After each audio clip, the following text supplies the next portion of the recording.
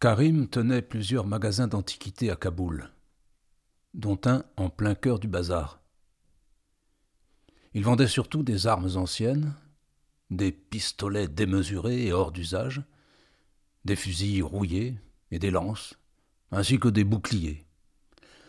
L'origine de ces pièces était souvent obscure, les dates avancées par Karim généralement fantaisistes, mais il parvenait à faire affaire avec des Américains fortunés qui venaient passer une semaine dans la capitale afghane.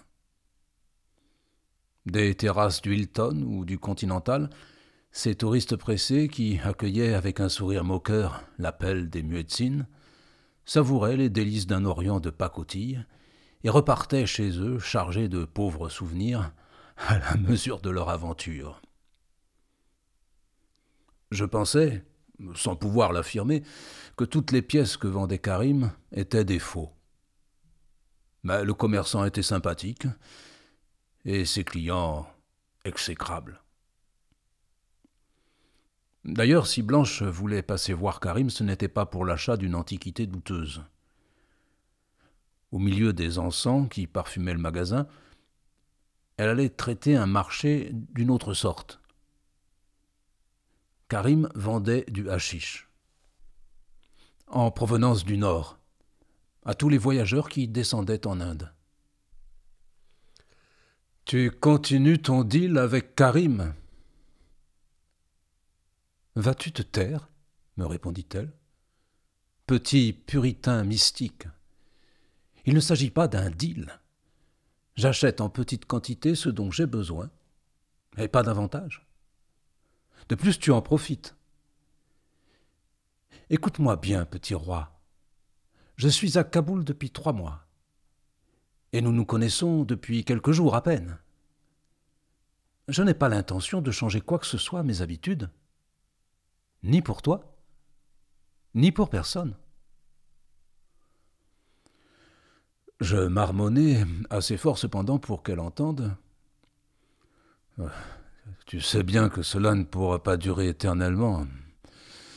Un jour, il faudra trouver autre chose parce que tu n'auras plus d'argent.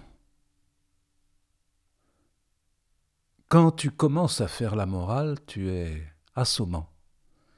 Alors je t'en prie, tais-toi. Vaincu, je regardais, l'air absorbé, en direction de la rue, et ne prononçais plus un seul mot. Je pensais à tout le chemin parcouru, à toutes les espérances d'un moment que j'avais abandonné tout au long de ma route. Je pensais à Blanche, cette rencontre si merveilleuse et si dérangeante. En un éclair, j'entrevis le visage de Carbore qui se découpait sur un paysage verdoyant, avec en arrière-fond la musique des sonnailles d'un troupeau.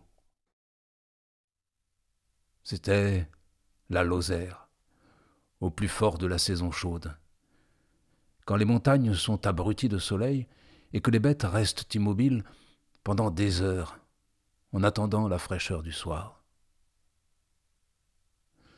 Carbore était assis sur un rocher et déclamait avec emphase le début du Cantique des Cantiques, soulignant certains passages du texte d'un geste de la main.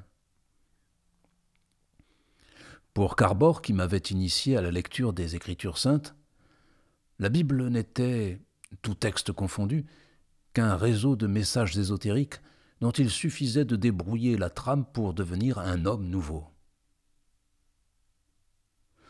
C'était là, et je m'en rendais compte avec la distance, une vision bien simpliste des choses de ce monde. Mais comme cet homme était le seul réconfort que j'avais trouvé sur ma route dans les moments de doute, je lui faisais encore vaguement confiance, continuant à parler des choses cachées dans les textes, comme si j'y croyais véritablement. Blanche avait bien compris qu'il s'agissait en fait d'une obéissance, sinon à un fantôme, du moins à un souvenir qui n'avait plus droit de citer à Kaboul la violente. Berger de mon état, j'avais pris le chemin de l'Orient pour satisfaire à la fois un idéal mystique et ma curiosité naturelle. Je voulais voir les hommes du livre, cet Abraham couvert d'or et vivant parmi ses troupeaux, ces guerriers infatigables de la cause de Dieu, ces femmes drapées dans des voiles de rêve et de mystère qui abritaient dans leur ventre des descendants illustres et tragiques. Et de fait, j'avais vu, mais en secret, je brûlais de revenir sur mes pas pour dire à ceux de mon passé que j'avais vu. Un mouvement rapide de Blanche me sortit de ma rêverie.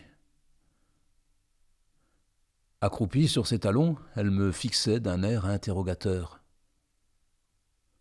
« Tu m'accompagnes au bazar ? Tu n'es pas fâché ? » ?»« Ben non. Allons voir Karim. » Nous nous sommes levés ensemble, et après avoir payé Kazem, nous nous sommes fondus dans le flot de la rue. Nous avions parcouru quelques centaines de mètres quand elle s'est retournée brusquement vers moi. « Quand tu parlais de Mazar tout à l'heure, c'était vrai ? » ?»« Bien sûr, je te l'ai dit, je ne pars pas. » »« Je te crois. » Je me suis arrêté et je l'ai serré très fort contre moi, sans dire un mot.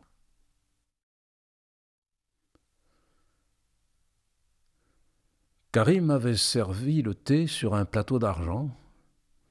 Il portait sur son sarouel blanc le traditionnel gilet afghan de velours brodé, la barbe en avant, le turban impeccablement ouvragé. Il se déplaçait avec aisance au milieu de tout un bric-à-brac de métal et de bois qui occupait son arrière-boutique. Il m'avait donné l'accolade comme à un vieil ami et s'était incliné profondément devant sa future cliente.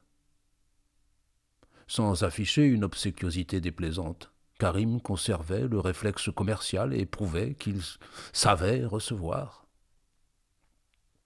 « J'ai tout ce qu'il faut pour satisfaire la demoiselle, dit-il, avant de s'éclipser par une porte masquée par une tenture de prix. Quand il revint, il posa sur le plateau une plaque de hashish dont Blanche fit l'acquisition après avoir discuté le prix. Des dollars changèrent de main et disparurent dans la poche intérieure du gilet de l'hôte. « Encore un peu de thé ?» proposa-t-il. « Le thé est bon pour le corps et pour l'âme. Vous restez longtemps à Kaboul ? » ?»« Nous allons bientôt partir. Nous allons à Mazar. »« Ah, Mazar, grand Bouskachi. Ces jours. » Je hochai la tête pendant que Karim énumérait les noms de tous les membres de sa grande famille qui vivaient dans le nord et qui pourraient, disait-il, recevoir les deux voyageurs. Nous écoutions sans interrompre le marchand, sachant tout ce que ce discours pouvait avoir d'artificiel, essayant de démêler le vrai de la fable. La famille de Karim n'était certainement pas aussi vaste qu'il l'affirmait, et tout ce réseau de noms recouvrait sans doute quelque commerce ou trafic plus ou moins avouable.